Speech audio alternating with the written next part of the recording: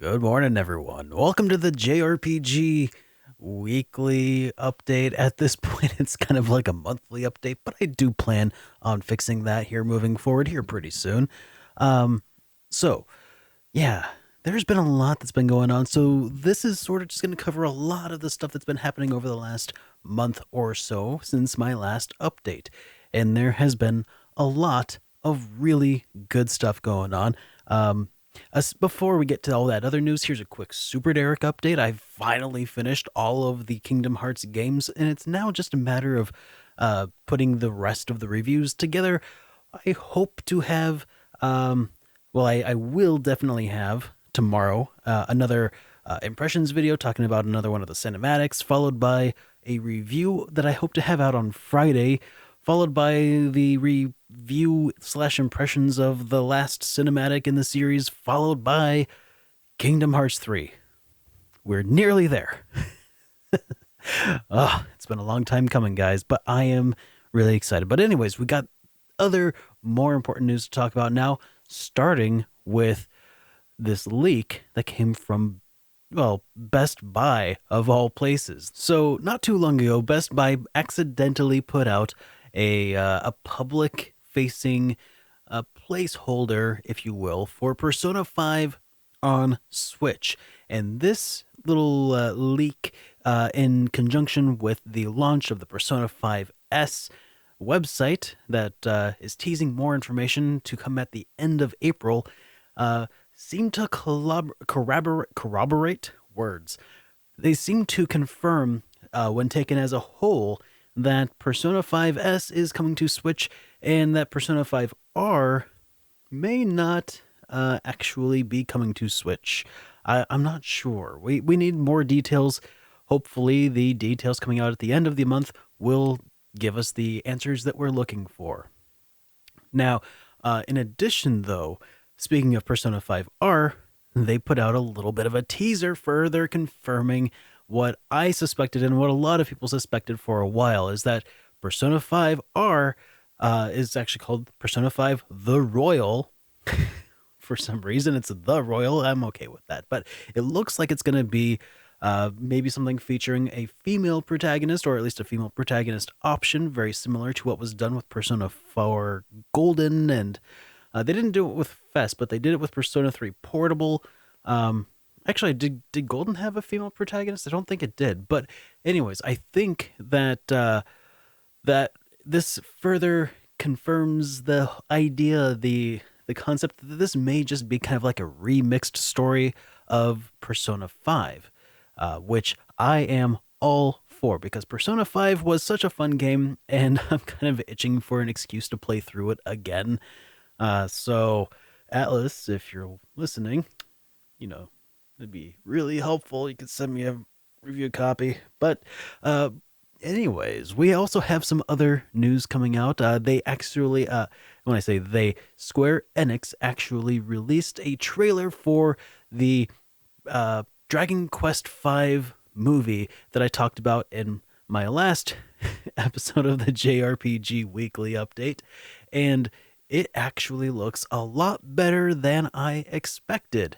It is a CG movie. It looks like it's a really nicely put together one. Very similar, very reminiscent in style to Dragon Quest XI. For obvious reasons, that is exactly what I would have expected to see. And yeah, I think that just based on what I saw, my interest has definitely been piqued. Usually when Square Enix dips their toes into movie production, I'm a little hesitant.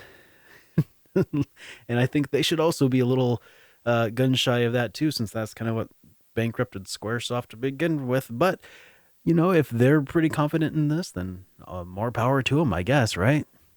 Another quick bit of information that came from Square Enix is we got some updated sales figures of some of their games, and the game that I'm most interested in right now is Octopath Traveler. And as it turns out, so far worldwide, they've sold over 1.5 million copies, which, again, in the grand scheme of video games, that's just a drop in the bucket. But for a really what was probably a very inexpensive game to produce, to sell 1.5 million copies of a $60 game, well, I think that's probably caught the attention of Square Enix, which is fantastic. And speaking of Octopath Traveler, it also has recently been rated by the ESRB. It's not the ESRB because this is in another government. It's Korea. South Korea is getting Octopath Traveler on PC, which is really cool because the more options that people have out there to play Octopath Traveler, the better. And I don't necessarily think this is going to translate to us getting our hands on a copy, but with mods on PC, there are pretty much no boundaries to what can be accomplished. So I wouldn't be surprised at all if and when this comes out in South Korea, would not be surprised to see that we eventually get some sort of maybe bootleg version, which may further spur Square Enix to, bring this over to the States so that they can reap the benefits of, selling more copies of this game. And this is also sort of news. I don't really know if there's really much substance to what's happening here, but so Final Fantasy VII Remake. For the longest time, Tetsuya Nomura has been pretty much helming the direction of this game up to this point. However, they've decided to bring on, well, the project coordinator for Final Fantasy VII Remake. He's already been involved for quite some time. His name is Naoki Hamaguchi. Sorry. Uh, he is now going to be co-directing this alongside Nomura, which is probably a good thing. I feel like Square Enix has been kind of writing writing Tetsuya Nomura pretty hard lately by putting him in direction of so many different games. And the fact of the matter is, I mean, he's good, but is he that good? I don't know. We will find out, though, I guess, when Final Fantasy VII Remake eventually comes out. Knock on wood. Hopefully, this will help ensure that that the attention is paid to the details for this game that it deserves. And one last bit of news coming from Square Enix because apparently they've been pretty busy this month. Hideo Baba he's notable for being a former employee of Namco Bandai who worked on the Tales series. Well, he is also now notable for being a former employee of Square Enix. He had actually been the president of a studio they called Studio Estolia, which was in the process of making a new game called, I've written down here, Prelude Rune. Well, he has stepped down as being the president back in, I think, December, and actually here in the end of March, he resigned from Square Enix entirely, citing changes in management that, he didn't really expand beyond that, just that this reflected some changes in management over there. So, who knows what that means for Project Rune? That remains to be seen. And then lastly, we also got a new announcement for a game called, well, I don't know if you've ever heard of this, Sakura Wars. This is supposed to take place, I think, about a decade, about 12 years after the events of Sakura Wars 5.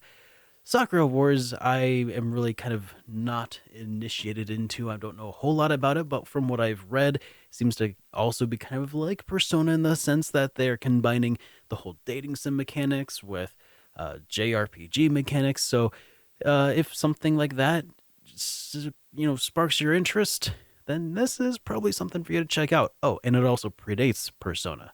So, or at least Persona's use of that melding of mechanics.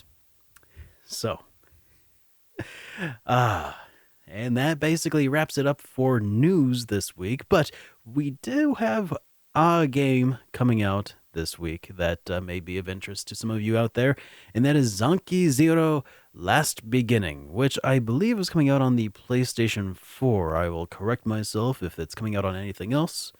Otherwise, I just did a hand wave. Anyways, guys, I hope to see you again soon. Have a good day, everyone. Oh, wait. I'm SuperDerek, and this was news to me. Okay, now we go. See ya. Oh, also, yeah, I'm redecorating in here. Don't get too attached to the bare cement wall. This Yeah, that's going eventually. See you guys.